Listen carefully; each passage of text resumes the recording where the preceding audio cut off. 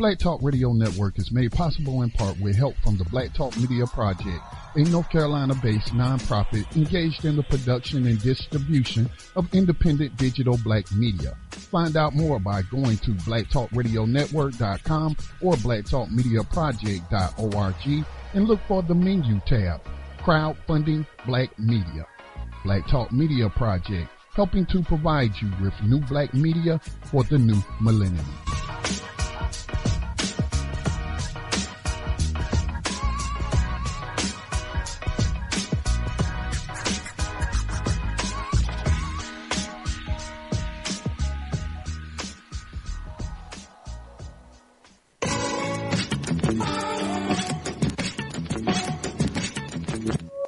And opinions expressed by callers, guests, and hosts do not necessarily reflect those of the Black Talk Radio Network and Black Talk Media Project. Black Talk Radio is new black media for the new millennium.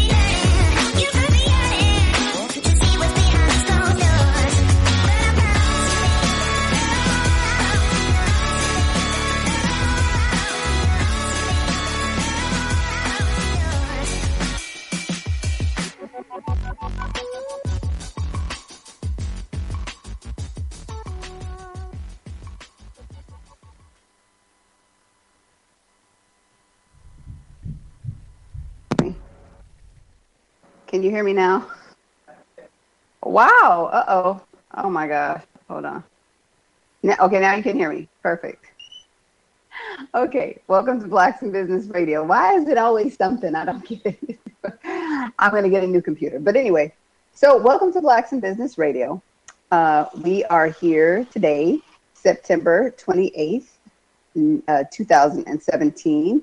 I want to send a shout out to my oldest son, Anthony Crouch. Today is his 26th birthday. I can't believe it. That is so crazy. And then also my sister, she is, well, I don't want to tell her age. She probably wouldn't like that. But today is her birthday also. My son was born on her birthday. So I just want to send both of them best blessings on their day of birth. And yeah, hopefully they're listening. So those who have trickled over, those who have trickled over from Tando Radio, feel free to sit back, relax, and enjoy the ride, or, unmute yourself so we can talk. We have a very interesting show today. How are you, Robert? I'm doing great. Wonderful. And yourself?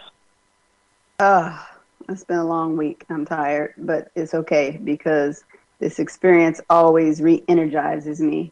The guests that we have on today, they are so excited to come on. We have Mr. Derek Scott. He's going to be representing a new debit card called That Card.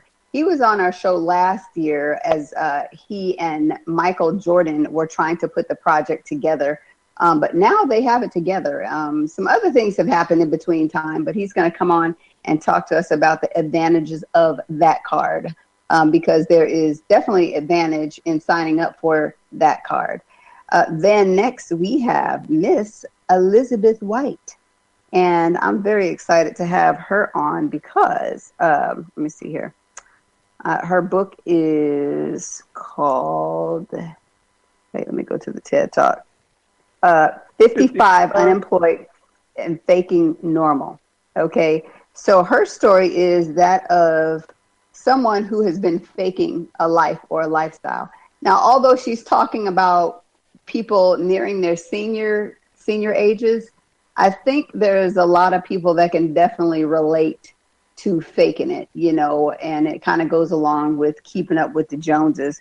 But I'm very excited to have her on because she's going to talk to us about her experience and her experience as being an entrepreneur even, because this situation alone has caused her to totally have to be an entrepreneur. And I so appreciate her presence on the show today.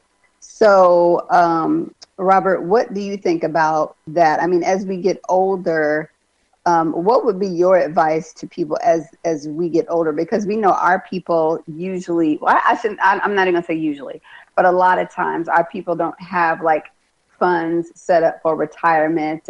They don't have all these 401ks and all that. What would you suggest to people? Do you think that there's still a way for them to be entrepreneurs even when they're getting, up in age? Not that 55 is old, but I'm saying like to be starting something over again. What do you think about that?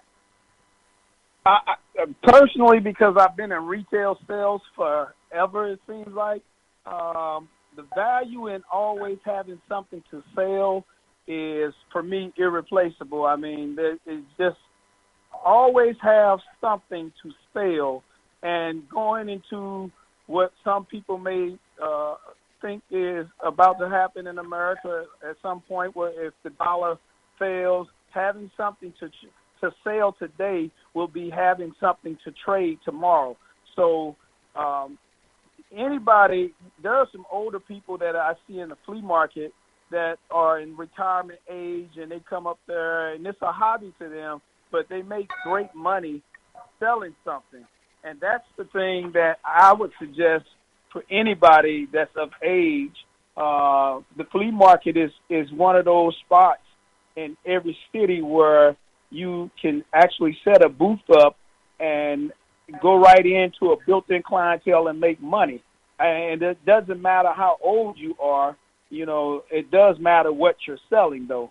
But you can still make money. You'll make more money than what you're going to make the average person makes in retirement from like a retirement check or whatever on that nature. But definitely, I would say if you're in good health and you can move around, and I know a lot of 60-year-old men and women that you couldn't tell they were 60. 60 is not old for real. No. But as long as you can move around and you can get to A and B and C and D and you don't have no real physical handicap, and you don't have a way of making money, I wouldn't suggest to any and everybody to open up a brick and mortar.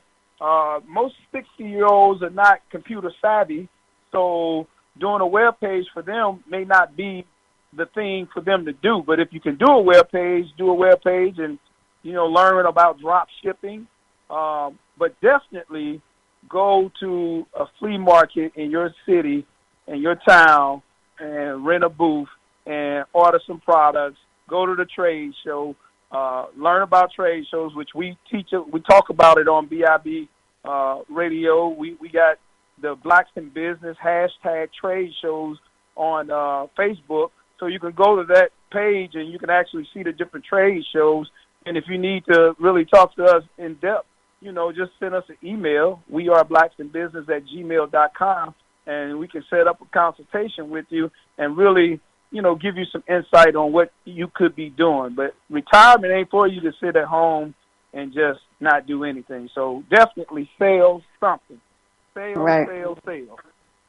I agree with you because, you mentioned the flea market, and there are several people that are actually at the flea market, and they do have a disability, walking with a cane and, not seeing well, not hearing well, but they're there selling things. I mean, there's a woman who makes dolls. I mean, she makes these wonderful dolls. It takes her a while, but if she decided to really sell those dolls like I want her to, she wouldn't have to worry about anything, because those dolls easily could sell for about $160. You remember that big doll, that huge doll I had? Yeah. Really nice. Really handmade. Nice work. Yes. And then I know another lady. We know another lady. She was on the show, Miss Deborah Paddlefoot Dolls. She makes dolls too, and she's up there in age. And I'm telling you, if your mind is still working, then you could definitely do something. If I was a senior, I think I would sell on eBay, because, you can go to computer classes and you can learn. They will teach you for free how to use a computer, and that's something to do. And you could sell on Amazon. You could also have garage sales every single week. You have garage sales right at your house. So, I mean, you know, there's hope. I'm definitely interested in seeing or hearing what Miss Elizabeth has to say. I mean, she's very savvy at this point because she's written this book. So I'm interested in hearing that. We are waiting for Mr. Derek to come on. He is on. Derek, you can unmute yourself by doing, what is it, star? It's been a while. What do we need to do to unmute? Star. Okay, star. So Derek, just do star.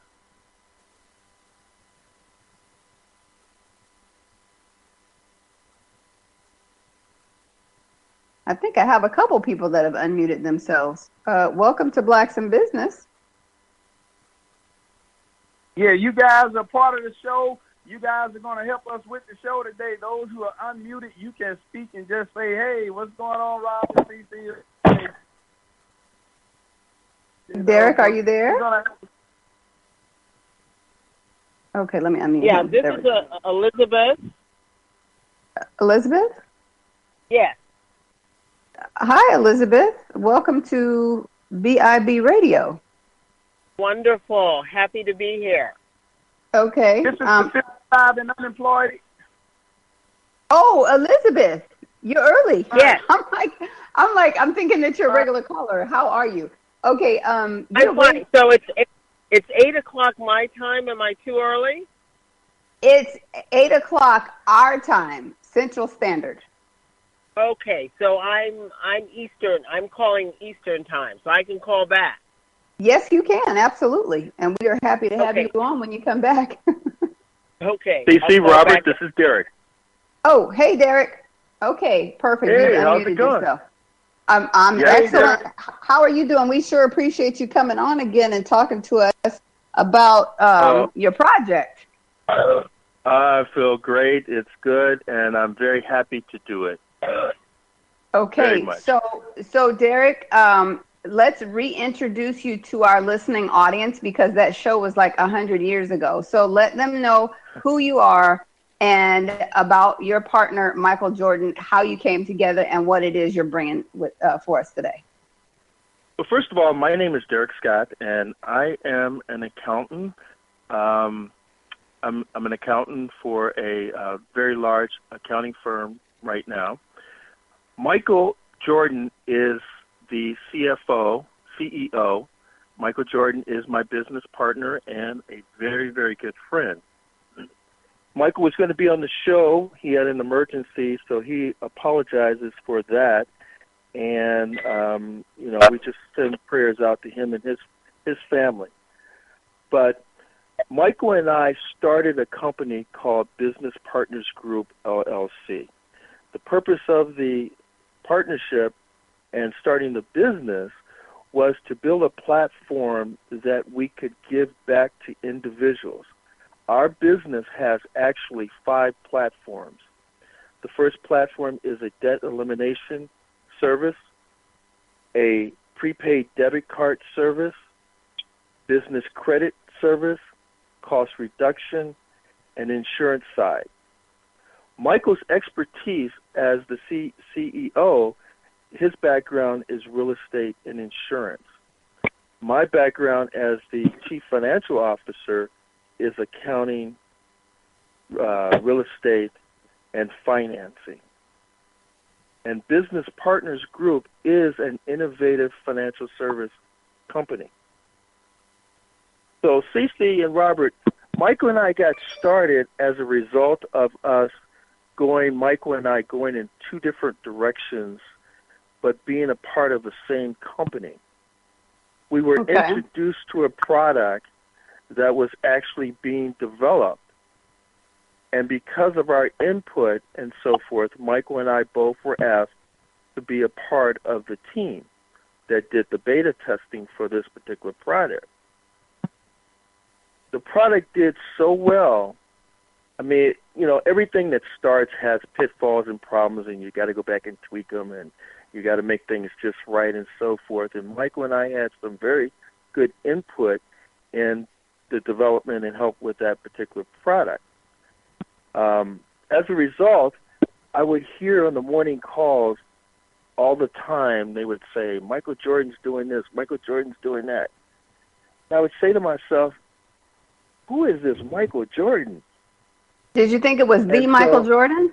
At first I thought it was, but I couldn't really fathom that it was the Michael Jordan.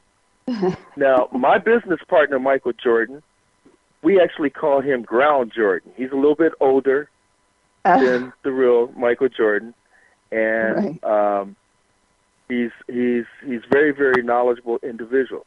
As a result, we liked this particular product so well that we started asking questions of how we could get involved and do it ourselves. Mm-hmm.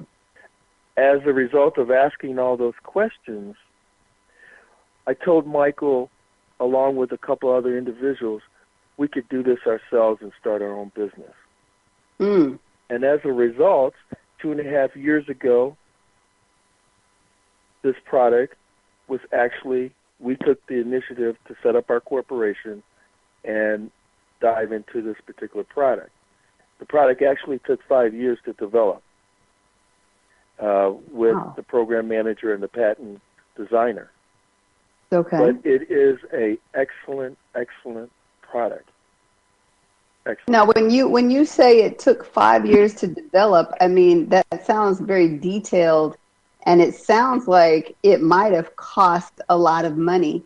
And what we want to make sure we do is be clear with our listening audience, because if they want to do something similarly, it would be very helpful to know, like, what sort of roadblocks will you run into?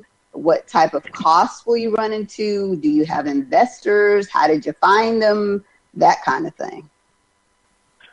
Well, when we started our business, we started with our own money, our own time. As far as costs, very, very expensive endeavor. Michael and I, when we set our business up, we took the position that we were going to set something up that will give back to individuals.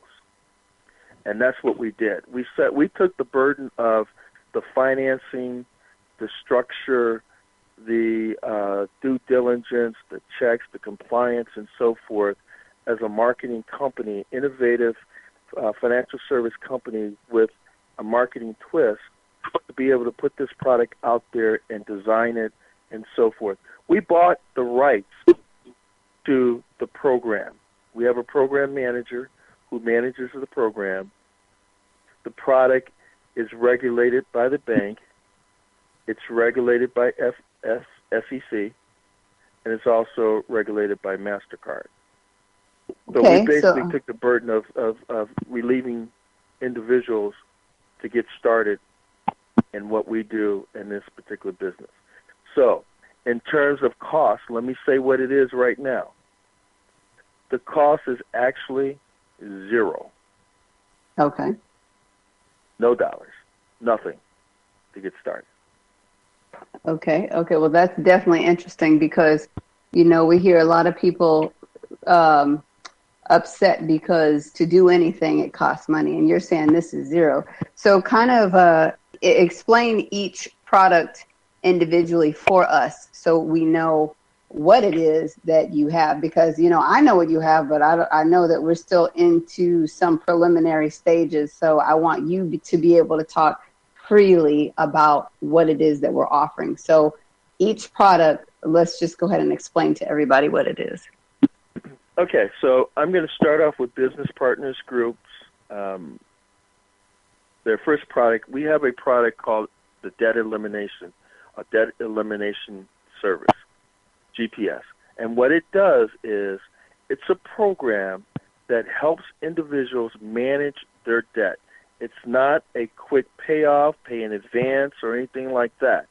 The program manages the money that you have in front of you. the salary that you make, the wages that you make, the discretionary income that you have. It takes into calculation all those different attributes and helps you manage on what you should pay first and how you should pay it, based on interest rate, based on the time of month that you would pay your debt, and so forth. It's an excellent program, and it keeps a person on track. Our biggest problem that we have is, we get paid on Friday and Saturday. We wake up and we decide, I'm going to pay this bill, I'm going to pay that bill, blah, blah, blah, and we skip over whatever other bill. Well, the system doesn't allow you to do that. It actually puts you on a track. So that's our debt elimination service. We also have... Well, before you go forward with the debt elimination service, is this available to everyone, like from all walks of credit score or debt, or do I have to have a certain amount of debt for it to work? If you have $1 of debt, if you have $1 of debt and you have at least $1 of discretionary income, this program will work for you. I don't care if you're in high school, college, or what have you, typically not a high school student, but maybe a college student, an older person. If you have a business, you have rental property, you have student loans, you have credit cards, absolutely. Yes. Okay. This is a program that will enable you to get yourself out of debt in expeditious period of time. Okay. So is this a program that you just go on the computer, or is there an app, or is there like a real person? How does this system work? Okay, so there is an actual program that a person has lifetime use. Yes, it does cost, and they get access to the program, and they get access to customer service. It's not 24/7, but it's during basically work hours from 7 to 9 o'clock at night. But they have access to customer service, and they can walk them through anything that has anything to do with the program, and setting yourself up and getting you started and so forth. But it is a program that's on your computer. It's downloaded. No one has access to that program but yourself. So if you have questions, customer service can help you and walk you through that, the problems that you may have, questions that you may have with that program. Okay. The well, program we have somebody... actually, in terms of cost, is something that we work with each individual on. And so we make it affordable. We help you get in line so you can take care of your debt. Actually, that debt that you may incur with that buying the program is actually calculated into the program. Oh, so wow. We try to keep it very reasonable so a person can get themselves out of debt in a reasonable period of time. Okay, let's go ahead and see if this person wanted to ask a question. I don't know if this is Elizabeth or not, but caller, last 40134, did you have a question? Because you were unmuted.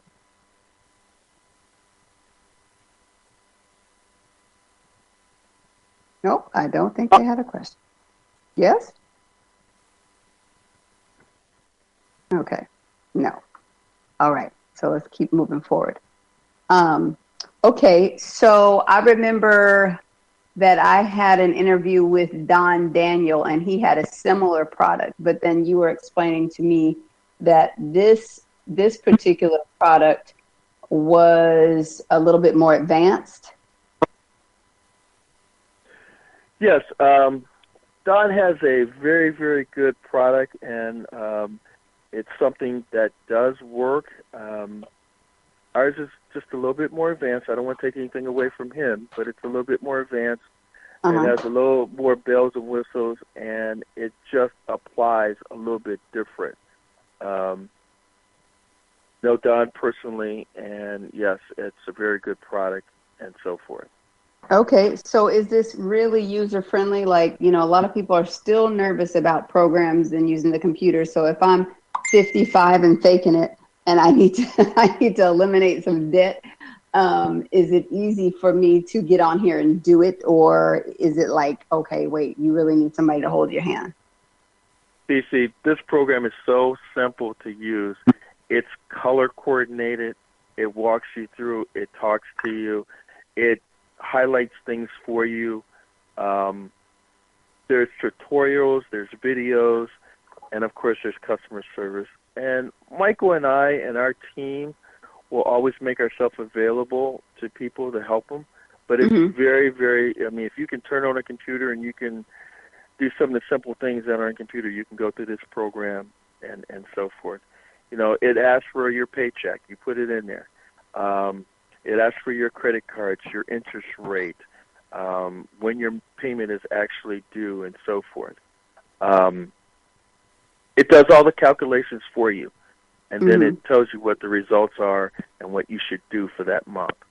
This sounds like a very good budgeting tool, especially for someone starting out, like college students. Yep. Sounds like a great Absolutely. marketing tool. College. Excellent marketing tool, excellent management tool for managing your debt and keeping yourself on the straight. The biggest problem is that we don't manage the monies that we receive from pay and so forth. We just arbitrarily just pay instead of planning on what should be paid first and how it should be paid and when it should be paid timely and so forth.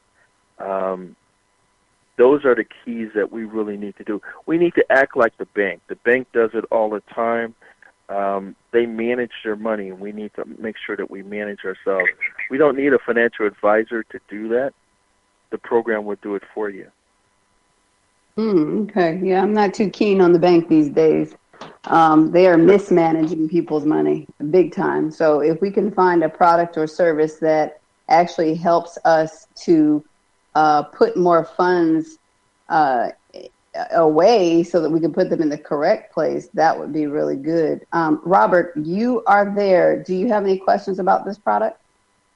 No, I'm very drawn to what's being talked about in terms of this product. I was just talking to a young brother today in reference to something that was shared to me by my mentor, knowing your everyday, your daily operating expense costs, and products like what you are offering can help people definitely put their economics in order, and I'm wondering if with this product, does it manage it down to, or is it capable of managing your expenses down to the day, but the day by day? Yes, it takes you all the way down to day by day, and it predicts for you. For example, if you received a tax refund of $5,000 and you put it into the program is going to tell you what to pay with that $5,000. It may tell you to pay this credit card that will drop this rate down, pay this mortgage, pay this car note, or what have you. It'll make the financial decisions for you and keep it all in perspective down to the day. And it will predict future. So if I turn around and I say, hey, you know what, I'm going to go out and buy this car, put it in the cost of the car. It's a $20,000 car. It's costing me whatever percentage that is, and plug it in and see what your payments are going to be, plus how it's going to affect your debt in the long run. Because your primary goal with this program is like a GPS system. Its primary goal acts just like a GPS. It's to get to zero. Your car GPS, its primary goal is to get you from point A to point B. Their primary goal in this program is to get you to zero. And that's where you want to get to, is out of debt. The fastest way out of debt. So it's got a lot of financial logarithms that I can't even imagine that are programmed into the system. that keep you on the straight and narrow and make those financial decisions that we're incapable of doing, but a computer can. Computer program can.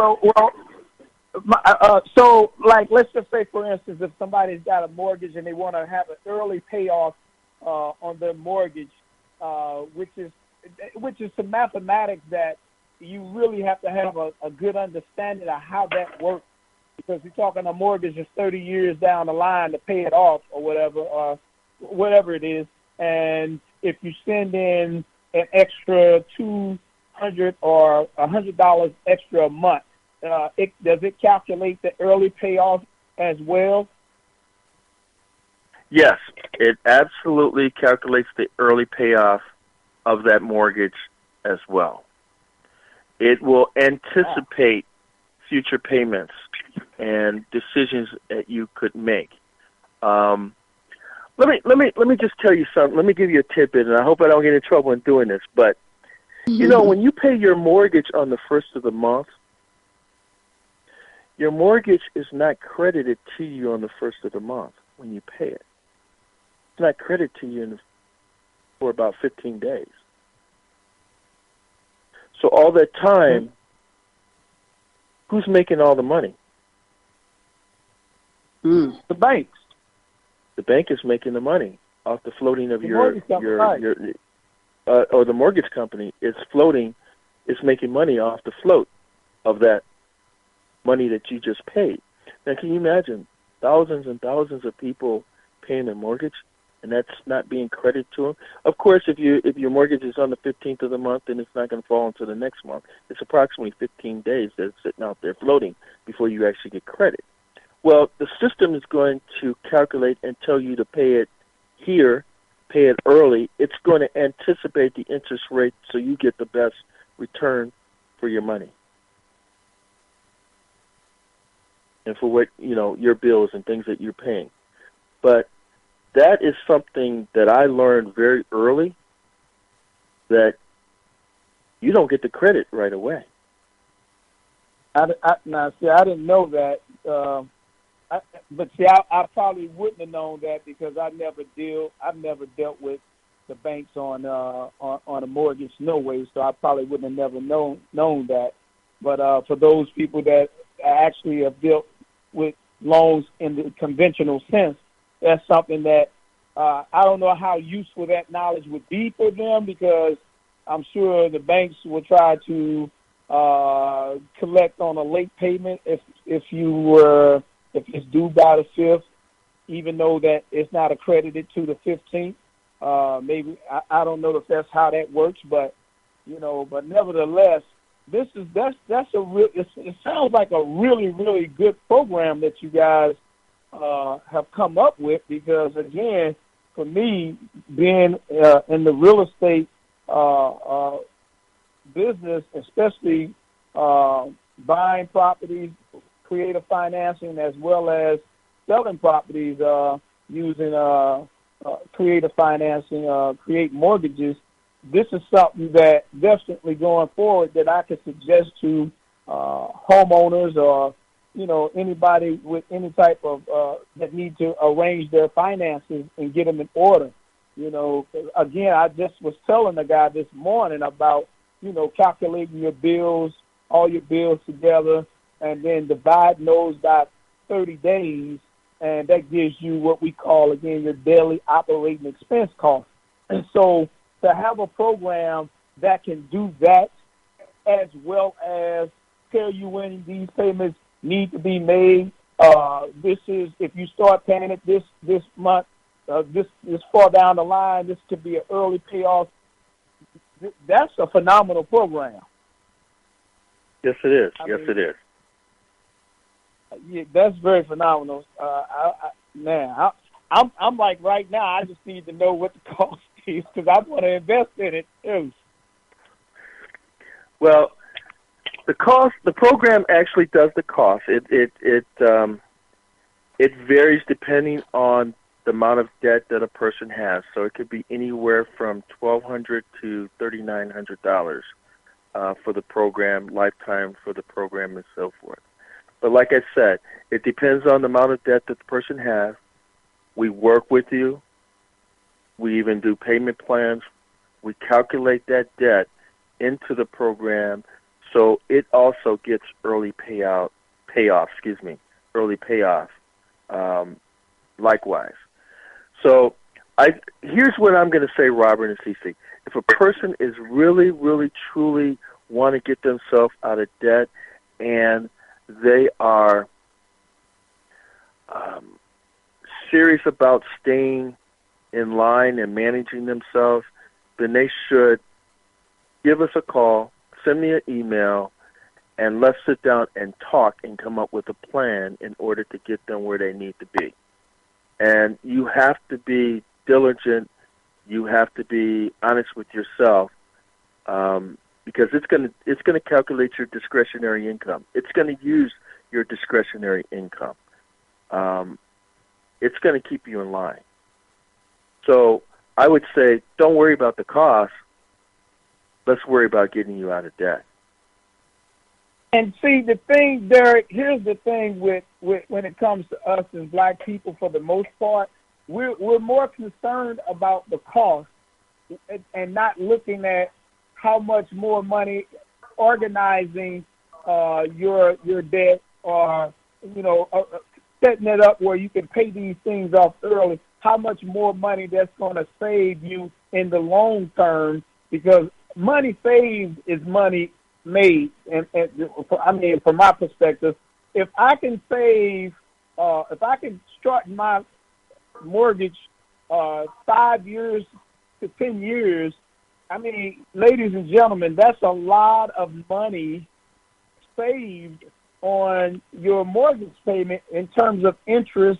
With the if you're paying off the principal of your mortgage early, and you're eliminating some serious some serious interest payments off of that loan. And man, I was just calculating some figures today for a few people, and was showing them just how much money. I was showing them both the benefit side of mortgages as well as the liability side of a conventional mortgage. And so when you really look at those numbers in terms of what the banks do over a 30-year period, you actually will pay 3 times as much as, depending upon the interest rate. And I found out today that the average interest rate today on a mortgage is like 5.2%. So if you're paying $100,000, what would we calculate? I think we calculated $60,000 or something, $80,000. But nevertheless, we calculated something a little more than that. It came up to right around, it was $80,000, and at 5% for I think 10 years, the interest on that thing was somewhere like $73,000, and that's nearly almost what the principal of it costs. So what I'm saying, ladies and gentlemen, by having a program that or knowledge of how to structure your debt and pay things off early, you're going to save a lot of money. And absolutely knowing, not guessing, but absolute knowing your numbers is how you win. You got to know the numbers. They don't lie. I say this, men and women lie, but numbers don't. So these type of programs, I haven't heard of it, but I really would suggest to our people that's listening to at least call in if you're not getting a full understanding of what it is that you may have a question. If you're not asking that question now, to at least call Derek. He's going to give you his information. Call him and ask more questions, because trust and believe. I've been in business 24 years, and you don't be in business 24 years guessing with numbers. You have to know what to do. You have to know your numbers.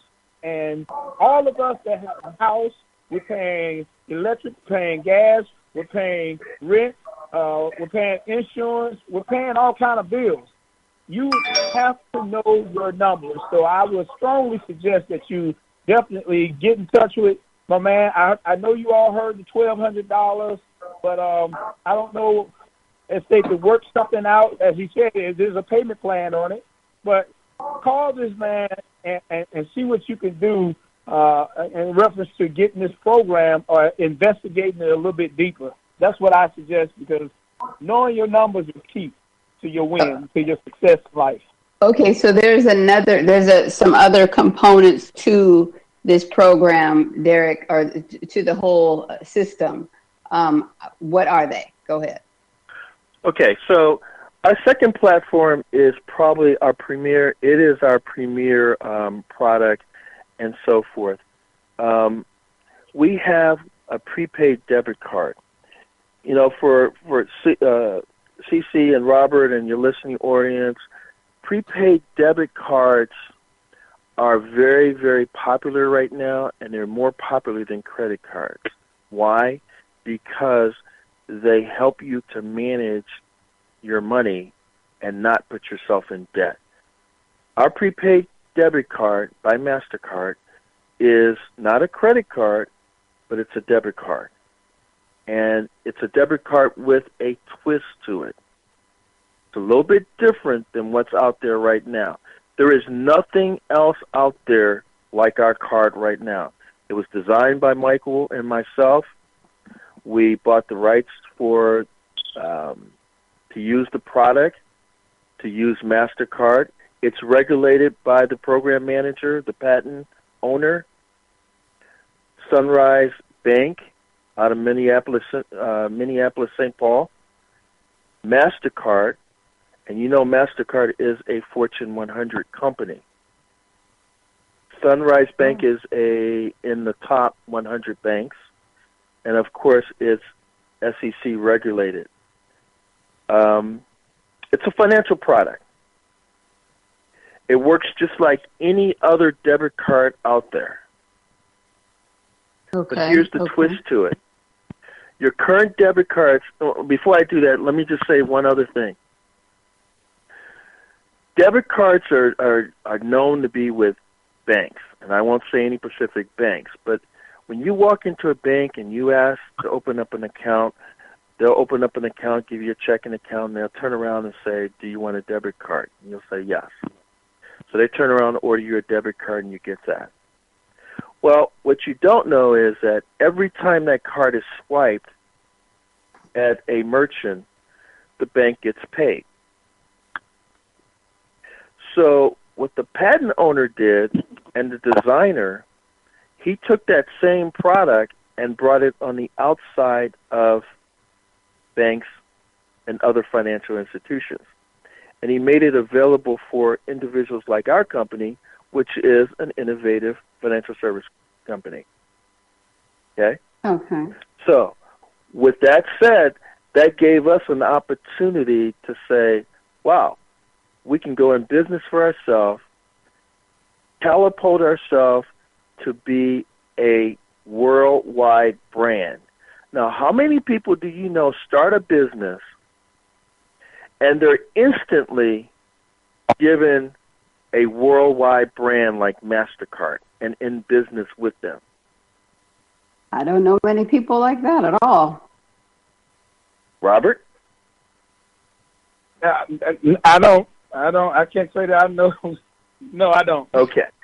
All right. So we instantly put ourselves in that limelight, along with working with the bank, and the card was issued. So most cards, like I said, every time it's swiped, the bank makes money. They make money off the people that they issued a card to, which are now their members. Because our card is on the outside, here's what happens with our card. In a normal card, you get some companies to give you 1%, some give you 5%, some give you 10% based on your spending. Some give you airline frequent flyer points and this and that, and so forth. But with our card, it has all the attributes of any other card, but here's the point. You don't make money, you don't get rewarded, which we call our friend spin rewards, off of your use. you get rewarded off the use of your spending squad. Spending squad. What is that? Sounds like superheroes. Spending squad is this. For example, I refer my referral code to you, SiSi. And I sign you sign up, you go get your card, doesn't cost you anything. You get your card, I refer it to 1,000 other individuals. Every time they use that card, I get rewarded. So they have the opportunity, you and every other one of those 1,000 individuals have the same opportunity to go and refer their referral code. Now, when you say rewarded, what is that? Is that like some gas points? Is it money? Is it a toaster? What kind of reward is this? It's money. Oh, it's money. See, every time that card is used, the credit portion of that card, not the debit, the credit portion of it. You know, like when you go to the merchant and the merchant says, is this debit or credit? And if you say credit, the merchant just kind of looks at you, especially if it's the owner, looks at you and like frowns. Why? Because they have to pay something to the bank called the exchange fee. Oh, and that's where and you're people getting don't know paid. that. Yes. If you take debit, that's fine. But that merchant has to pay for the use of that machine and the use of you using that credit card to the bank. That prepaid debit card to the bank. Wait a minute, hold on. What you're rewarded from those exchange fees that come into the bank that are now paid back to you because you're helping to develop business for them. Well, you hit a sore spot for Robert. I'm pretty sure he has a question because he has a POS system. And now that you've said that. You damn Skippy, I was pumped the brakes a few minutes ago for me. Wait a minute, now go ahead. Let's put this in reverse. You saying that every time that I allow somebody to swipe their card on our system as debit, I'm paying for that? No. As a credit. When they swipe it as a credit, you are paying a fee to the bank for the use of that machine and for the processing of your credit payments. They're not doing that. Bank is not doing that free. No, he knows. He's paying a monthly fee. It's $100. Yeah, he's paying a monthly fee. Right. And that's called the exchange fee for processing that merchant's credit transaction. Mm-hmm. So you remember how it always says, well, we got to wait till it goes through the transaction. We can't credit you back because you're returning something. It takes 2 or 3 days. That's the merchant doing the transaction. Oh, yeah. That happened to me at the rent-a-car place this past week. What was weird was I was using 2 different cards, one for the deposit, one for the actual transaction. So the person really didn't know what they're doing. So I did actually have to wait a few days for everything to go back onto my account. And it's exactly what you're talking about now. Right. But see, here's the beauty of this whole thing. I can build a spending squad, refer another 1,000, you refer another 1,000, refer this person, refer that person. And next thing you know, I've got 10, 20, 30,000 people 6 levels deep. And as wide as I want to go, that I'm earning rewards from other individuals' spending. Okay? Okay. And all the marketing and all the stuff is being done by the program manager. You don't have to do anything once you refer and that person signs up and so forth. Everybody has the opportunity to do that. Now you're making money, earning rewards. And here's the two really good points about this card. You don't have to spend any extra money. Just pay your bills, your gas, electric, water, cable, rent, mortgage. Pay it on the card like you normally do. Don't change your habit. Pay your bills. So let me You don't ask have you. to spend any other money or anything else. You're rewarded for your spending on your own money. Okay, because I got my card in the mail. Okay, so I have a code, a referral code for people that want to sign up under me. And how this works, I believe, is they would simply go to www.thatcard.com or is it .co? .co. .co. So www.thatcard.co, and you would use my referral code, which is Quiet Swamp. So when they sign up under me, Quiet Swamp, and they start using that card, I get rewards and they get rewards, or is it just they get rewards? Okay, so what happens is when they start, you have a spending squad. You're not rewarded on your use, of the card, but you're rewarded on the use of your spending squad, which is called your Friends Spend Rewards. Okay. And likewise, each other person, they're not rewarded on their spending. They're rewarded on building a team, bringing individuals in, and so forth, which is now called your spending squad. So it's the reverse. Again, you think about this. Right now, the banking system is you're rewarded for your own spending. And they can only, XYZ bank out there, I don't want to mention a specific bank, only has, let's just say they have 100,000 individuals in their bank. This product is now on the outside of the bank. There is, approximately 350 million people in the United States? So you have an opportunity to grow a business and an opportunity even higher. Here's the other thing second thing that I was going to say. We have all these individuals that talk about, I don't have the money to start a business. This doesn't cost you anything. You can start a business. You can be a student in college. Everybody knows about debit cards. Everybody uses debit cards. Businesses use debit cards. We even have what we call a companion card, meaning I can have a card and link to it. My daughter can have a card and she's in college. Okay? Or I have a card and my companion card is in Mexico or in the islands. I don't have to go and transfer a check cashing place or transfer fees. All I have to do is put it on the card and let them pull it off that way. It cuts down on the fees. Okay. We have approximately 68 million unbanked individuals, and I actually think it's higher than that. I think it's higher than that, too.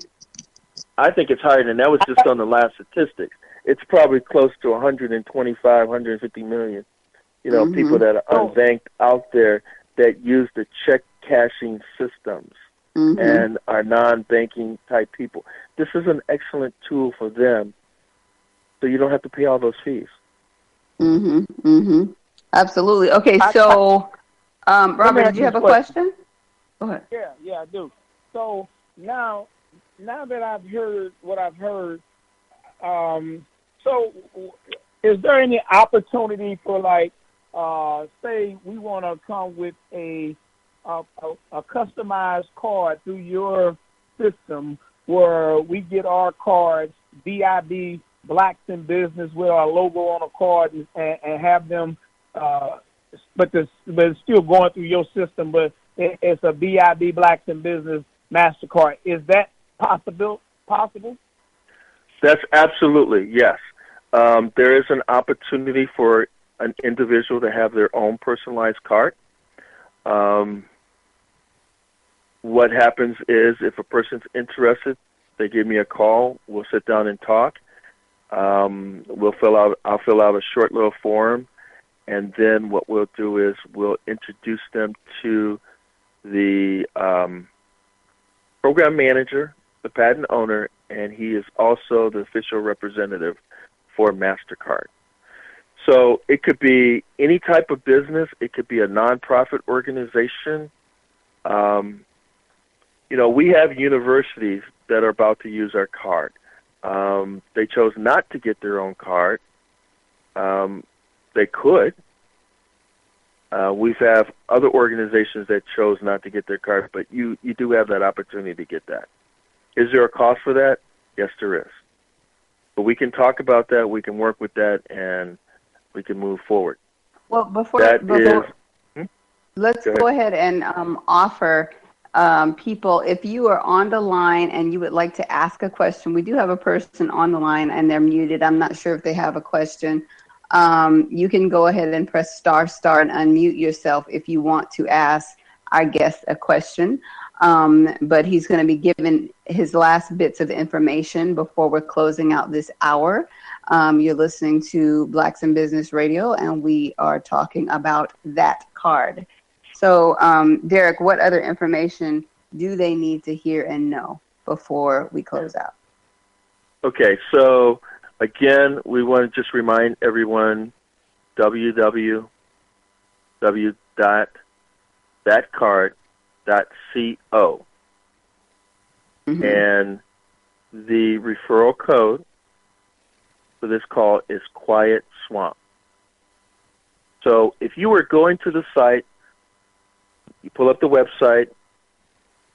At the top, right-hand side, it says get a card, go in, fill out your information.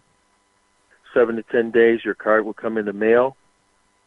It comes in a plain envelope. Please don't consider it being junk mail. It does have a window there, and you get your card, activate your card, you can get started. So let me just tell you, if you load $20 on at the time that you enroll, there is no activation fee. If you load at the time of activation or ordering the card, $3.99. And if you order the card and don't do anything but just order the card when it comes, to activate it, it's going to be $6.99. Now, I would tell you this. There is a monthly fee. There's always a monthly fee in any prepaid card or credit cards that you have. But here's how that fee goes away. When you're spending more than $750 a month, that fee is automatically waived. Just paying your bills, your water, your cable, your cell phone, your gas, electric, that fee is waived and you'll never see it. If you're a business, if you're in business promoting, you have a small Schedule C business, small LLC, it's a write-off for you. Okay? I think that this is an excellent opportunity for a person to start their own business. And I don't mind helping you get started with that, set up a corporation, set up a sole proprietorship, single-member LLC, and go ahead and start to promote. You will do very, very well. Don't change your habits. Continue doing what you're doing. Add this to your portfolio and grow yourself financially to the next level. Okay, so Derek, if they want to get in contact with you, go ahead and give them some quick information to do so. Right now, our site is being changed over, so that should be back up either Sunday or Monday morning early. I'm going to give you my personal email, and that personal email is id14marketing@gmail.com. It's david14marketing@gmail.com. Okay, perfect. Well, we definitely thank you for joining us today and telling us about your new product. Congratulations on that card. I'm looking forward to signing many people up and helping your business grow, and we will definitely be talking to you soon. Robert? Yes, I definitely appreciate everything that you have brought to the table today, because this is some good information, and I definitely need to check with you after the show, get in touch with you about that card, that Blacks in Business card. All right. Well, Derek, thank you for coming on. You're listening to Blacks in Business Radio. Join us every Thursday at 7 p.m. Right now, we're going to go to commercial break.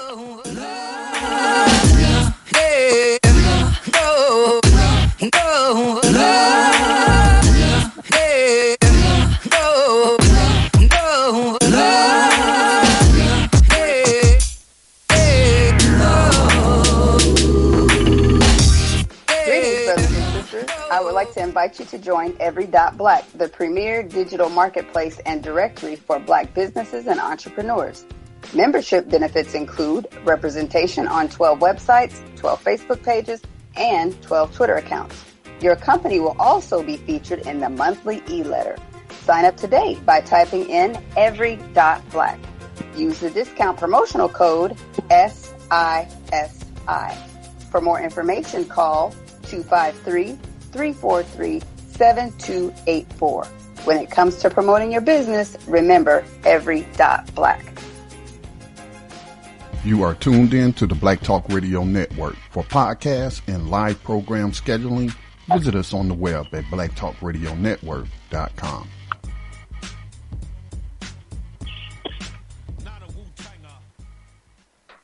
All right. Thank you for joining us for this now second hour of Blacks in Business Radio.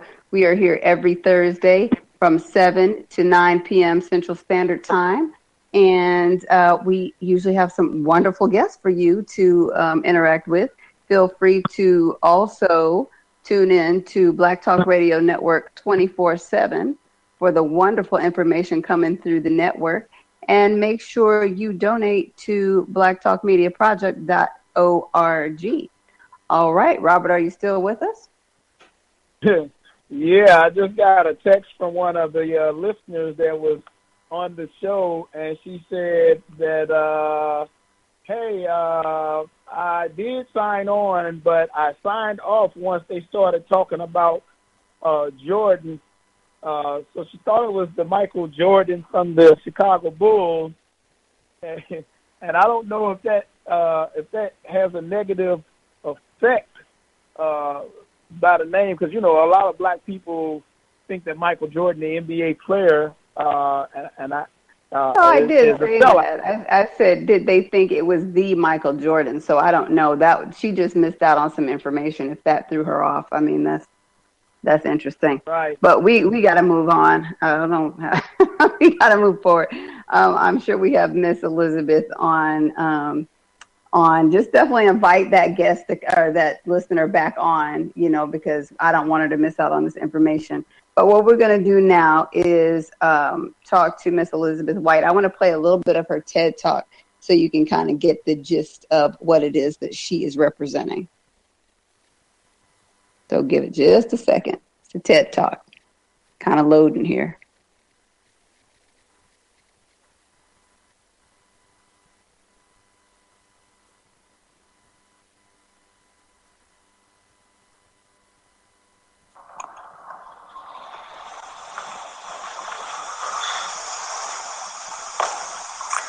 You know me. I am in your friendship circle, hidden in plain sight. My clothes are still impeccable, bought in the good years when I was still making money.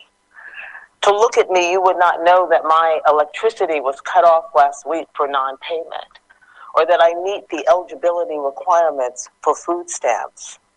But if you paid attention, you would see that sadness in my eyes, hear that hint of fear in my otherwise self-assured voice. These days I'm buying the $1.99 child-sized jug of Tide to make ends meet. I bet you didn't know laundry detergent came in that size. You invite me to the same expensive restaurants the two of us have always enjoyed, but I order mineral water now with a twist of lemon, not the $12 glass of Chardonnay. I am frugal in my menu choices, meticulous. I count every penny in my head. I demur dividing the table bill evenly to cover desserts and designer coffees and second and third glasses of wine I did not consume. I am tired of trying to fake appearances.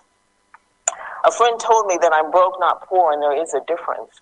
I live without cable, my gym membership, and nail appointments. I've discovered I can do my own hair. There is no retirement savings, no nest egg. I exhausted that long ago. There is no expensive condo to draw equity and no husband to back me up. Months of slow pay and no pay have decimated my credit. Bill collectors call constantly, reading verbatim from a script before expressing polite sympathy for my plight and then demanding payment arrangements I can't possibly meet. Friends wonder privately how someone so well educated could be in economic freefall. I'm still as talented as ever and smart as a whip, but work is sketchy now, mostly on and off consulting gigs.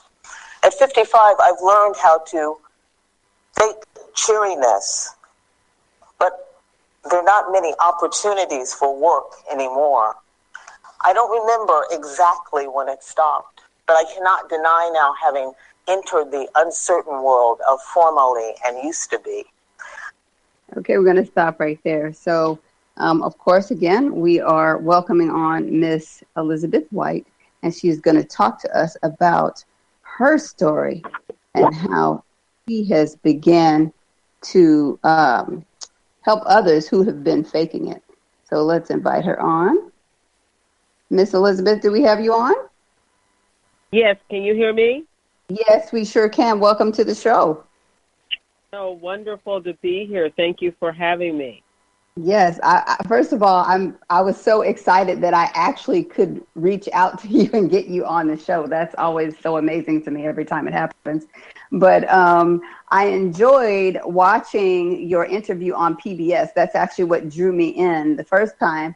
And, you know, we're talking about people who are 55 and up basically faking it.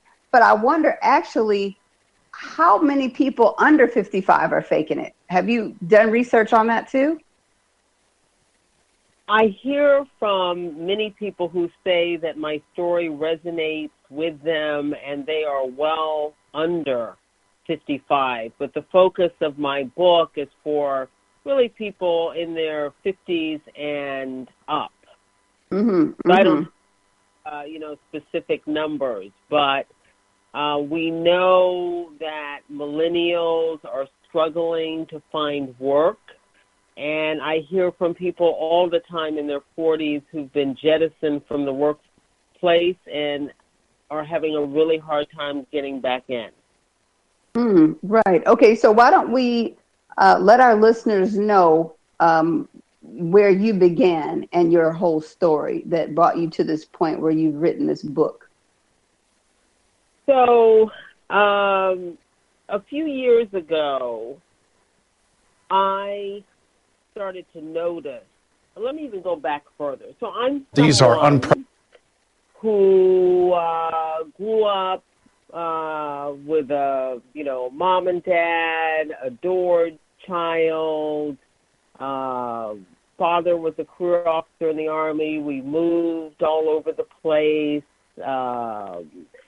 Went to undergraduate to Oberlin, ended up going then to Johns Hopkins School of Advanced International Studies, did well, ended up working at the World Bank in my 30s, bought a condo. Everything was kind of just clicking along. Mm-hmm. And started a business, and the business went for a number of years. I had a chain of retail stores. We grew them. They were in D.C., then in Philadelphia, then grew them to New York. And I was selling Afrocentric decorative home products with an Afrocentric motif. And I was buying from a lot of small suppliers, and at some point I couldn't get the volume that I needed. We were in Macy's, at Herald Square, and in Brooklyn, in John Wanamaker, and I was not going to be able to grow this business the way that I thought I could. I closed it in the early 2000s. Thought, okay, with my background, I also have a Harvard MBA, I would get a work, and I did fairly quickly. Got 2 consultancies. One was a 6-month assignment that turned into 7 years, and then later on I got another one that was supposed to be a 1-year assignment, turned into 4 years. That combined income was, really a great income. And then we hit the Great Recession. And within 6 months, I lost both of those jobs. I was sort of in my mid-50s then. I had one more swing back around where got a job, did not click with my boss, left that job, and then just found that I was not getting the traction that I was used to getting. I was not getting the callbacks that I was used to getting. And I noticed that this was happening to friends of mine. You started to see little cracks in the facade. Somebody who, would always have their hair just so, they started getting long between appointments, or somebody whose nails were always done, they weren't done, or they just started looking a little worn down at the heels, or you'd be at a lunch with them and they would pretend like they weren't hungry, or they just ate, or they would order soup, or they wouldn't want to be part of the group divide of, dividing the bill evenly. And we started to talk. And I had a friend who had lived in a big house and had to come live with me for several months because she couldn't afford the upkeep on her house. There's another friend who just flat out got evicted. Wow. So we started to see people who had been doing really well and had been doing well for a long time suddenly not doing well. And I wrote the essay that you played some of it there at the start of the hour. Mm-hmm. And it made its way to the PBS Facebook page. Mm. And within 3 days, it had 11,000 likes and 1,000 comments. And my email address was there, and so people started to write me personally. And what I saw was what I thought was maybe a problem of me and a small circle of friends that I had was a much larger problem. And I have the background. I can look at the data. Mm-hmm. And when I looked at the data, I was just astonished that we were not having a national conversation. Fully 29%, almost a third of Americans 55 to 64 have saved nothing. Zero, a dime. Of those who have saved in that same age range, the median, meaning half above and half below, amount of the retirement account is $104,000. $104,000 sounds a lot better than zero until you think that our lifespan now, many of us, if we're in decent health, are going to live well into our 80s. Mm-hmm. So if you have $4,000, that's going to last you 2-3 years at the most. Wow. And so when I started to see numbers like this, I realized that there were millions of Americans who are actually in trouble, and we're faking normal and not having this conversation. I looked at other data. 47% of Americans can't pull together $400 for an emergency, for example. And as I started to hear from people, and to hear just all kinds of stories of what was happening, and had the opportunity to travel around and speak to groups in Memphis, in Chicago, in Boston, in San Francisco. There started to be themes that I heard and wanted to. I thought if I tell my story, it will give a lot of other people permission to tell their story, and maybe I could help spark a conversation that I think we need to have. Okay, so it seems that this tragedy or this faking it has put you in a place of entrepreneurship. I mean, it's not that you haven't been there before because you had this chain of stores, but did you expect to ever be an entrepreneur after trying to go back to work? I did not. You know, what happens is you look at what are your strengths and assets. So what I do is that, because one of the most powerful ideas comes from solving your own problem.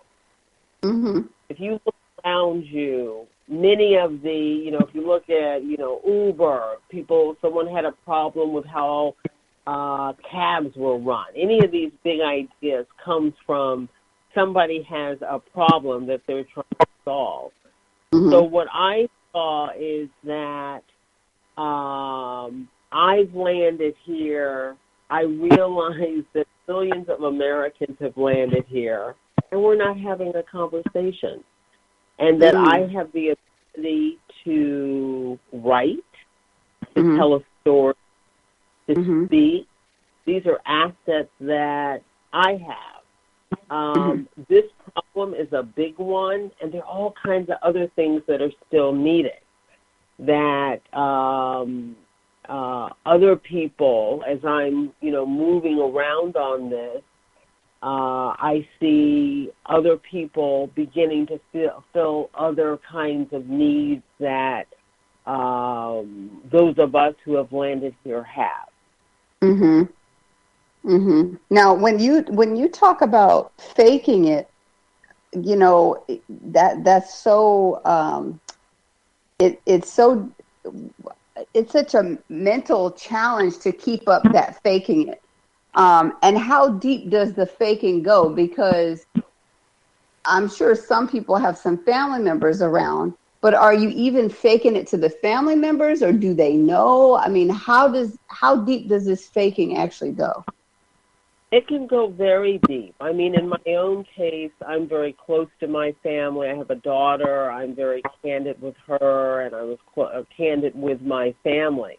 But many people talk to me about not being able to go to their family, not being able to, and the truth is that often people are busy and preoccupied with their own lives. If you seem like sickly okay, a lot of people are not going to look that closely.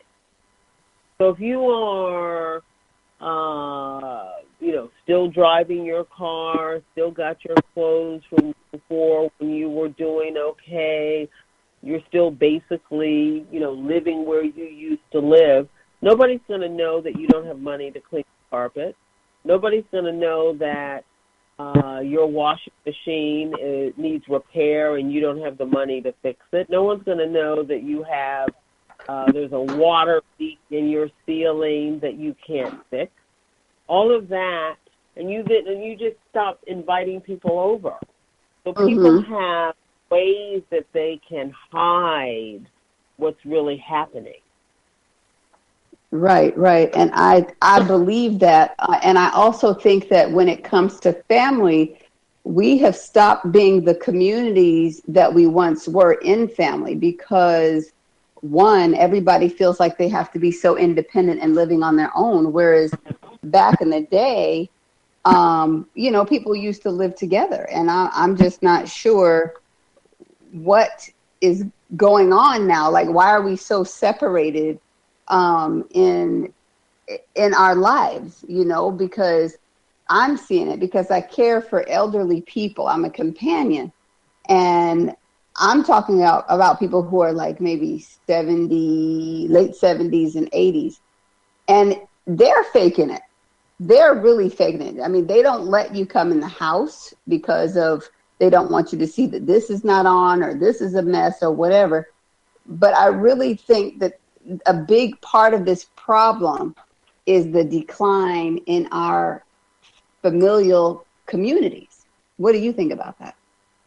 I think that, so for example, the number of multi-generational households, sort of 2 or more households, is actually increasing from, sort of 46 million some years ago to about 60 million now. And it's not just immigrant families. It used to be, primarily that was the biggest part of it. But I think just to the point that you're making, and because people are struggling more, that you do have the beginning of multi-generational households coming together.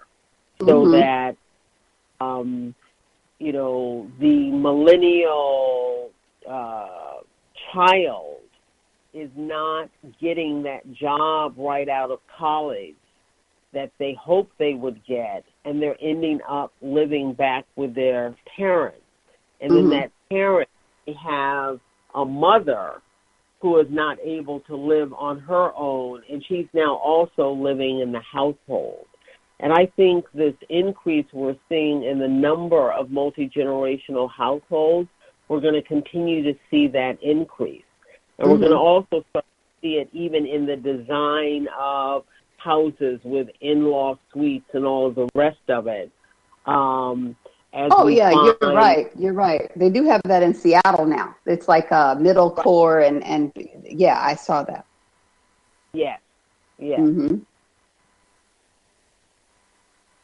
Well, I would like to chime right in on this conversation. You hear me? I can. Yes.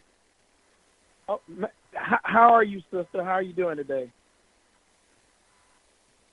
I am just astonished by, the response that I have received. Because, the truth is,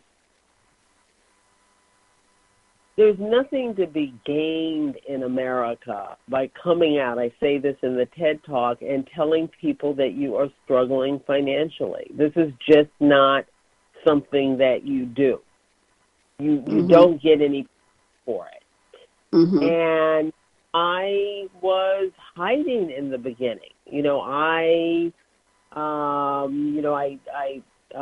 talked about in the TED Talk on my website initially not having any pictures of me up there. When the first image that they used with my essay was of an older white woman in profile, I didn't correct them. Wow. It was, one of those things people will say, oh, Elizabeth, you're so courageous to come out like this. And I always tell them, I didn't just jump out here courageous like this. This was a scary step because and my faith is fabulous. I've got the clothes. I still live in the neighborhood. And I have a cute car and kind of all of that. So I could really hide somewhat behind that. It took, it was a gradual process of coming out here and being candid. But here's what I've learned. I am living now on a third of what I used to make, maybe less. And it is fine. So what this is It means that certain kinds of restaurants that I used to go to all the time, I'm not going. Mm-hmm. Or it means if I go, I might split an entree with a friend instead of, ordering what I used to order. It means that I do a lot more shopping in my closet than I do buying clothes. I do more consignment shopping than I would have done in the past. Mm-hmm. Here's what I found. I still have a really good life. Yes. Wow. I still adore my little grandson. He's not that little. He's 5'9" and 12. Mm-hmm. Oh no, mm-hmm. That's not little. But looking into his face and hanging out with him, I have on the PBS NewsHour, one of my little joints I like is called Potter's House. It's like the neighborhood living room. I can go there for a cup of tea, and I meet most of the people I'm just going to do a meeting with. I meet there. It is the question I ask in my book, and I think this is what we have to get to. How do you live a richly textured and connected life on a modest income? What does that actually mean, and how do we do that? Because a lot of us are not going to be able to live the way we used to live. Right. And for me, then, it's deciding, what really matters to me. I'm someone, I've always been fashionable. Mm-hmm. As a little black girl, I learned early that looking nice gave me 10 more minutes to make an impression. Right. Okay, and so I'm going to be that woman who's going to be fashionable. But I don't need to wear Ferragamo shoes. Right. Do it. And in fact, I found a place where you can get secondhand Ferragamo shoes for a third of the price, 20% of the price. So when I feel like I need something really, really special like that, there's a place I can go to do it. But I can do, Forever 21 should be called Forever 55. Right.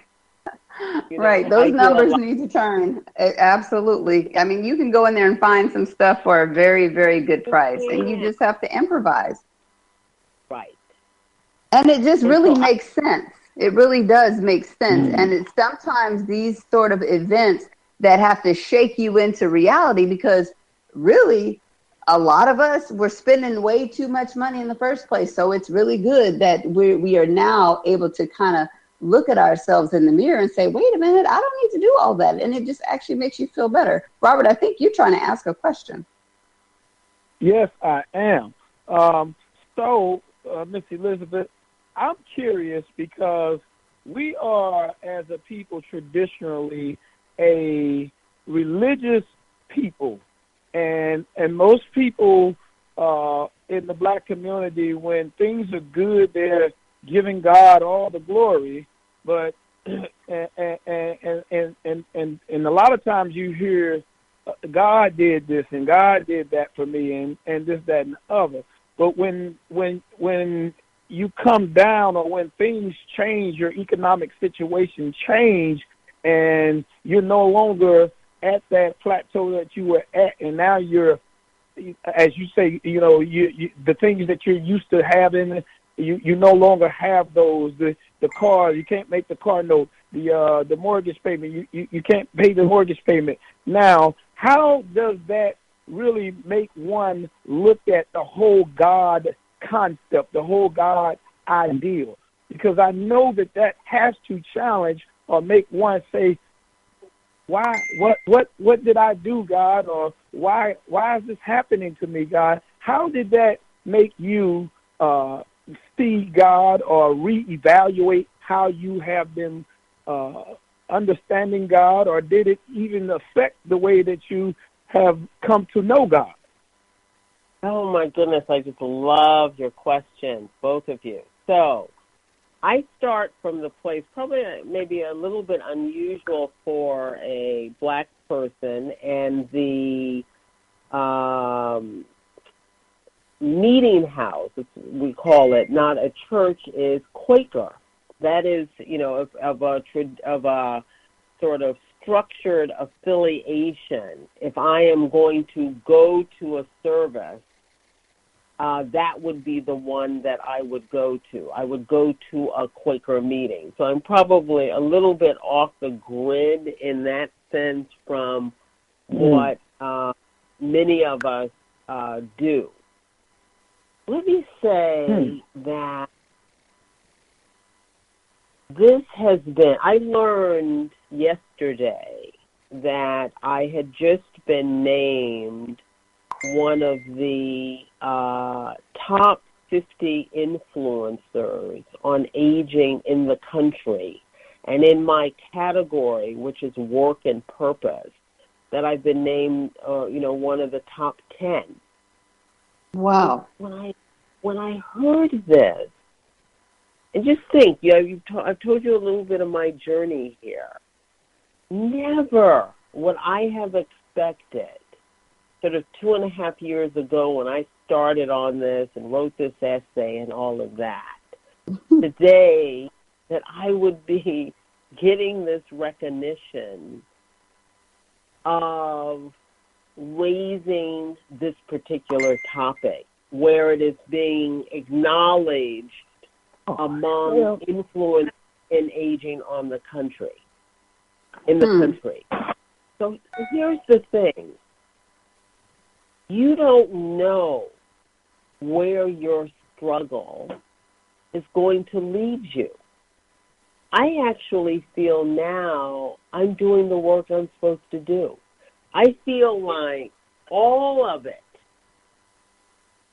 the international travel, the, working at the World Bank, being an entrepreneur, I have flown transport, and all of this stuff has led me now to have insight here, because I've also had my electricity cut off, I've had my water cut off, I've had not been able to pay my mortgage. I've been on both sides of it. I feel like the internet.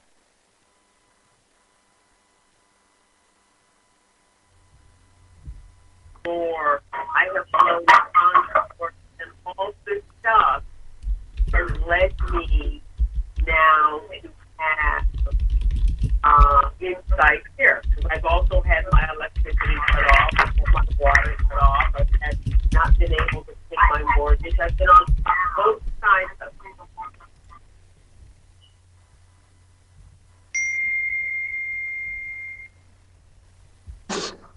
Elizabeth, are you there? We can't hear you. Yes, I'm here. I was hearing the recording. I didn't know if you wanted me to continue speaking or not. I don't know where. I think I don't know what was going on there. I can hear you clearly now. There was a bunch of noise, and the station manager and I were trying to eliminate it. But yes, go ahead. I'm so sorry. So I'm saying that I'm going to use this term. I'm going to say, in terms of a spiritual path, I'm exactly where I'm supposed to be. That all of it, the challenges, the, having to sort of, make my way to where I could be candid about it. I've had a really cool life of zigging and zagging, and I've had, I was describing there, all the other things that come with financial woes. And right here is where I'm supposed to be. Absolutely. And it's so amazing to actually be right where you're supposed to be. And what I discover sometimes in being right where you're supposed to be, you at times develop a little bit of an anxiety because you're so used to being not where you don't even want to be. You know what I mean? I would say that for me, it feels, you're stepping and you're hoping the ground is there. Mm-hmm. And I'm stepping and I'm hoping the ground is there. This is an uncharted place for me. Mm-hmm. I am out now and candid about what has happened, and so it is freeing in some ways.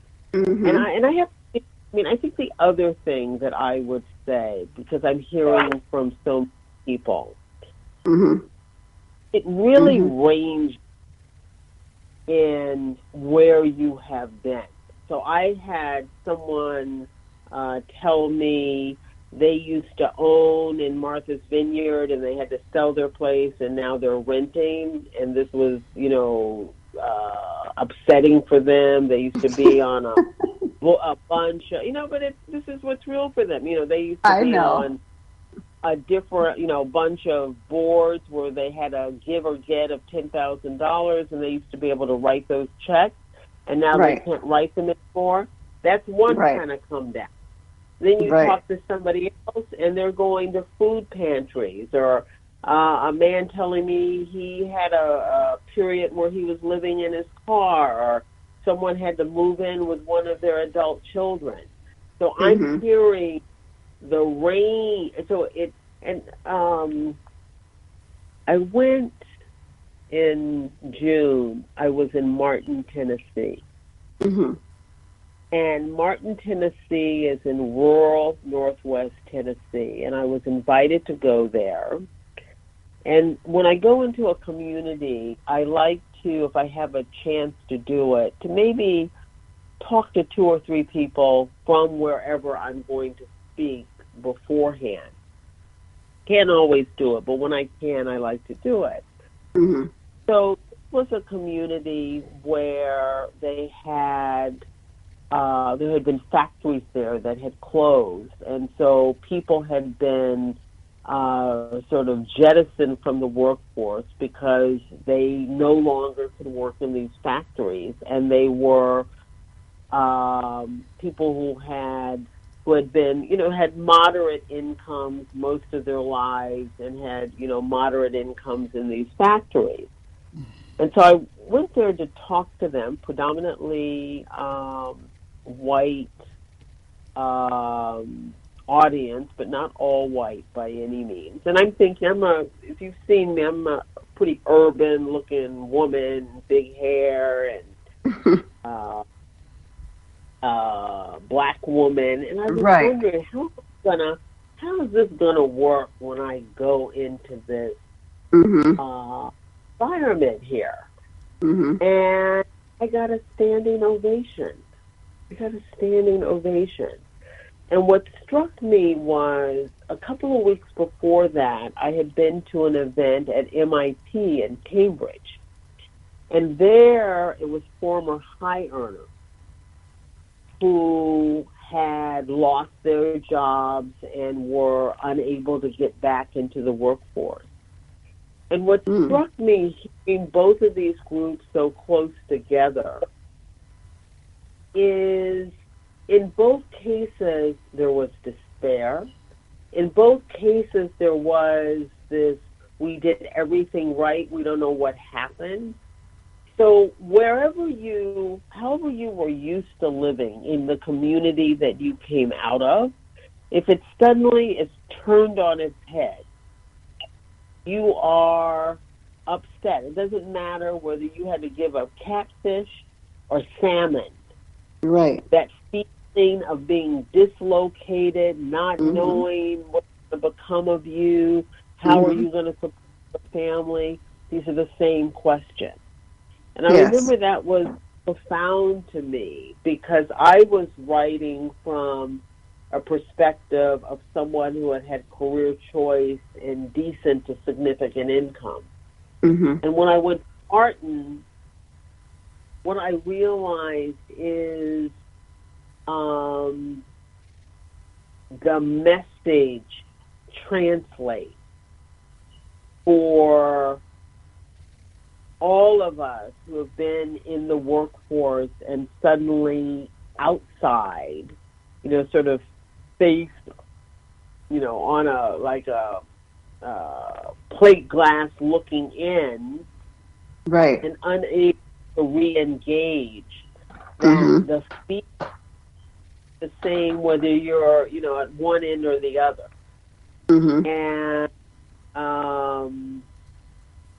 I was less aware of that when I, was first writing than as I have now spoken more places and had all kinds of people say to me, you were in my head. This is what happened to me. How'd you know this is what I was feeling? Wow. Well, it's all relatable. Although the stories come from many different walks of life, it all comes together because everybody can relate to being basically displaced and living in shame, And so it's just so probably, I would say, refreshing to have somebody get up on a stage and actually tell the story, because now it's like, wow, I don't have to hide anymore. I can tell my story. This lady is telling my story, and so I can now have a voice. So I can imagine that, it's really freeing for some people. So now with that, I suppose that you become somewhat of a counselor. Like, people just want to kind of wrangle you over to the table and talk to you for a long time. So I'm invited now to speak to groups, which I love to do. And, just different places and corresponding with a lot of different individuals who write me directly. And then also I'm looking for sort of organizations and others to collaborate with. When I wrote my book, I wrote it for a very specific reason.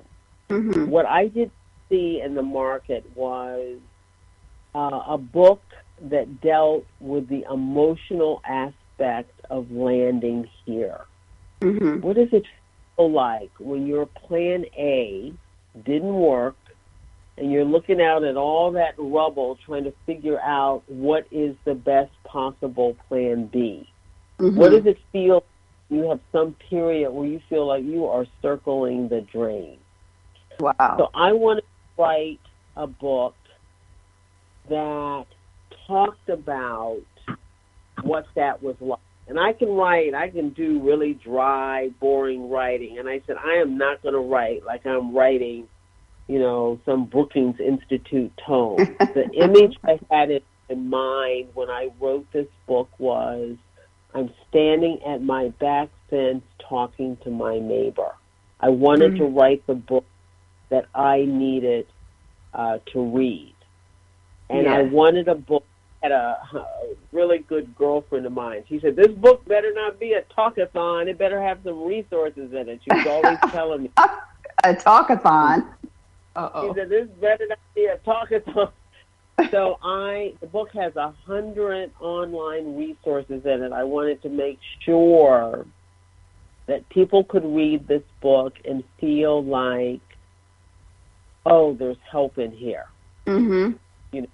It's not just a story. It's actually going to connect me to a lifeline or several lifelines. Several lifelines. And that was kind of my intention in writing it. But then I'm thinking now, as people have told me, I was invited to speak in Grand Rapids, and they had formed a lot of resilience circles. One of the things that really helped me was having a circle of friends that I could go to and I could tell the truth to. One of we borrowed that the same $300 must have been a dozen times back and forth. When she had money, I had money, and vice versa. Mm-hmm. And there were a group of us. We played this game where we would,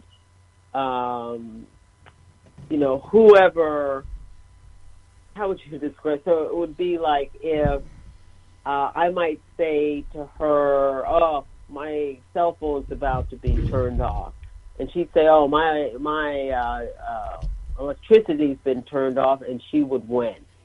Oh. And it sounds morbid, but that little game, we would just, it sort of just lightened it a little bit so that you didn't feel, we called it top this.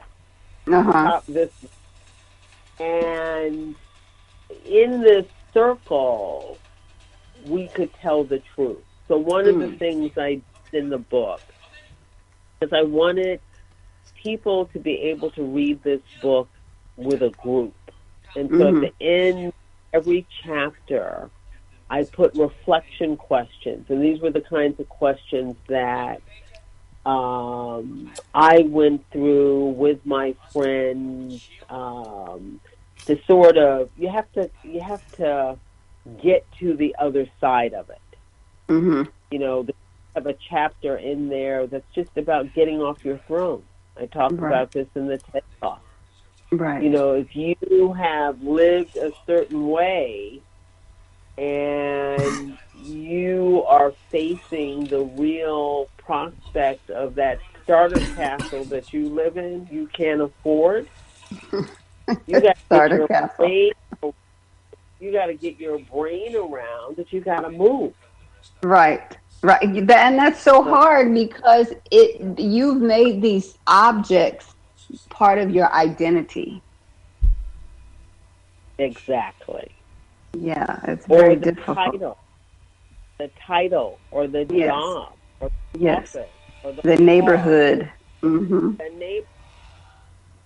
And in my book, so many people wrote me that I was able to little just gems of things that people would say. I sprinkle through the book, and you hear the voices of people who sometimes in those moves they lost a lot of friends, and they felt like the friends that they got, the new friends that were not so bougie, exactly, were more valuable to them. These were friends who walked them through illnesses. So there are all kinds of ways you can land here. There are people who, first of all, very few of us have set aside the 15 to 20% of our annual salaries that financial planners tell us we need. Just few people have done it. Very few How many of people us have a financial planner? Exactly. Nobody. Yeah. And so we haven't set aside. They tell us what you need is 15 to 20% of your annual salary. You needed to be setting that aside for, 40 years. Yes. We haven't done it. Right. And,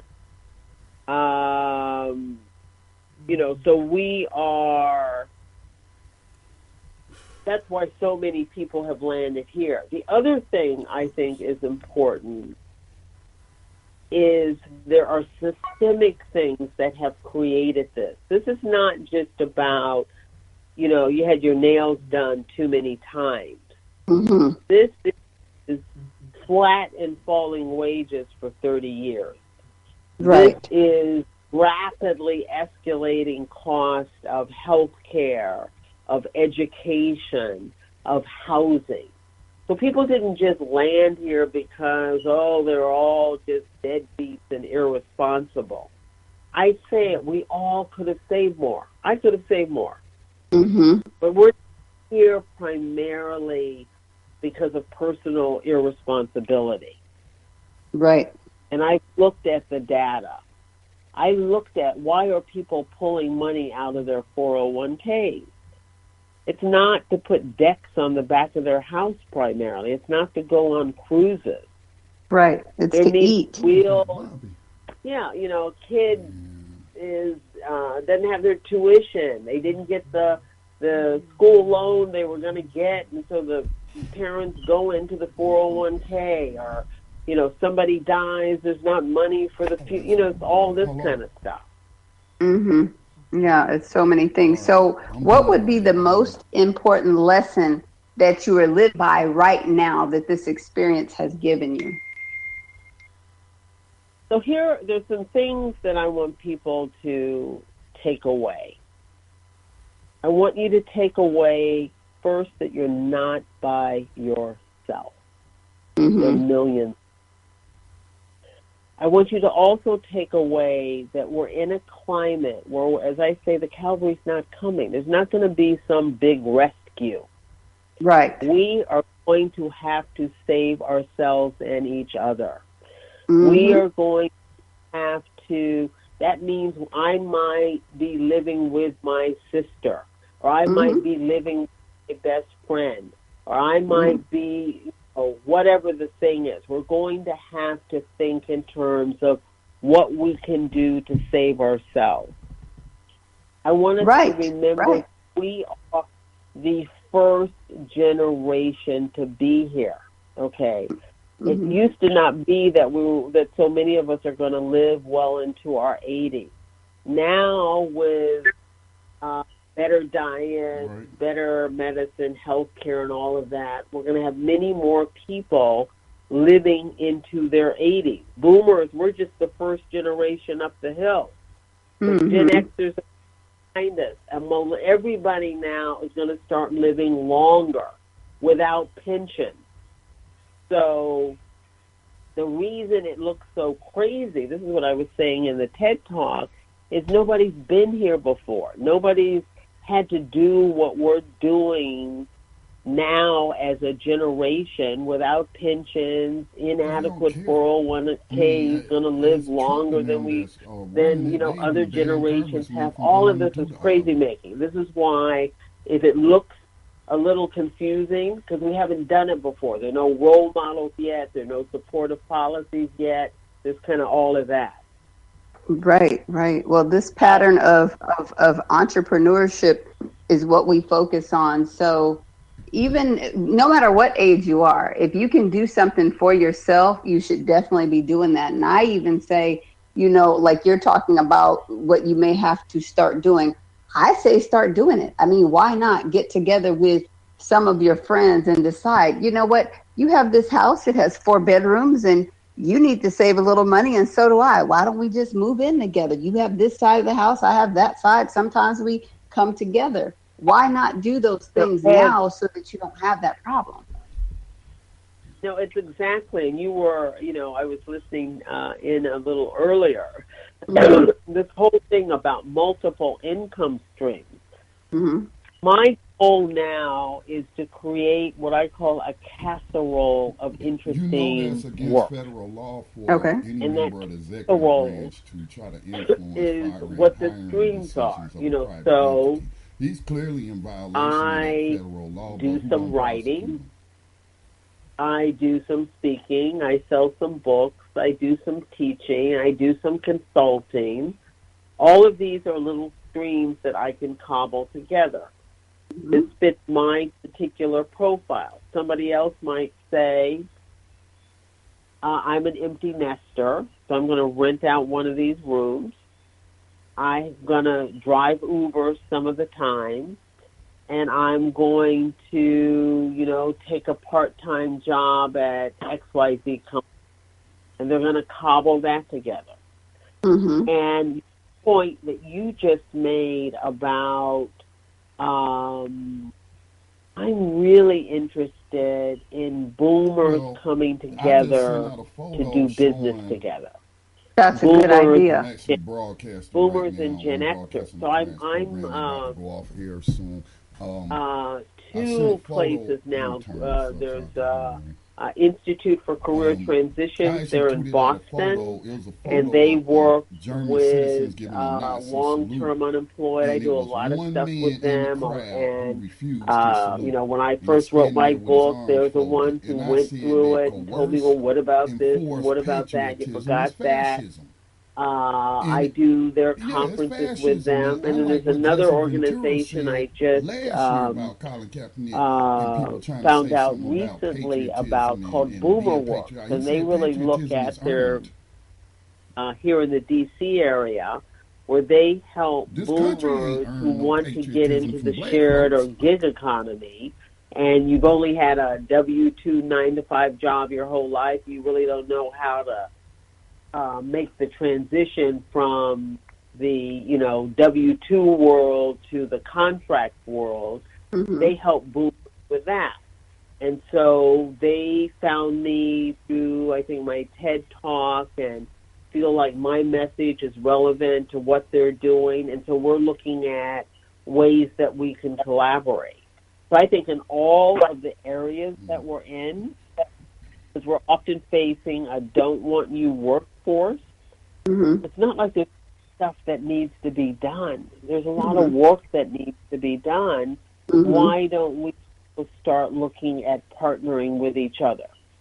Right, and that's what we have to do as a community, as a people, because that's the only way things are going to get done. Because if we don't do it that way, there's going to be a lot of bloodshed, for lack of a better word. There are people suffering in silence. And then another piece to this whole thing is, yes, you're getting up in age, but what about getting up in age and then you're like, you have a disability? I mean, that's a whole nother factor that, people need to be concerned with. But if people are willing to take care of each other, then, some of these things can be eliminated. And I wanted to ask you, had you connected yet with the AARP magazine? Not with the magazine, but definitely with the AARP organization. Different meetings I've had with them there yet. Okay, well, I need to call them and get you on with the magazine. That's what I do. I'm a virtual assistant, so I'm going to call them tomorrow. No, I would love to, and I've been, looking actually for ways to connect with the magazine. Okay, well, let's just make that happen, because, I appreciate, how humble you are in the situation and how candid you are in the situation.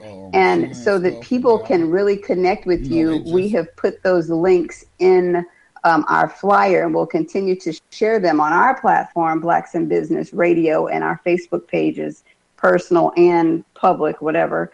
And then we want to allow people to be able to get the book or reach out to you. What is the best way for that to happen?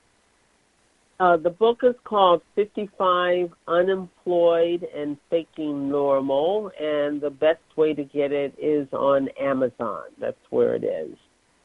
Okay, we need to get it in the library too. I'm so excited. But okay, so if they wanted to reach out to you by email, how would they do that? fakingnormal@yahoo.com. Okay, fakingnormal@yahoo.com. Well, Miss Elizabeth, we want to tell you thank you so much for joining us on Blacks in Business Radio. Feel free to come back anytime with new information or anything that you need to promote. We are definitely here for you every Thursday at 7 p.m. Central Standard Time on Black Talk Radio Network. Everyone, thank you for joining us. We're definitely going to tell you good night now. It's time to wrap up the show, and we will talk to you again next week. Thank you.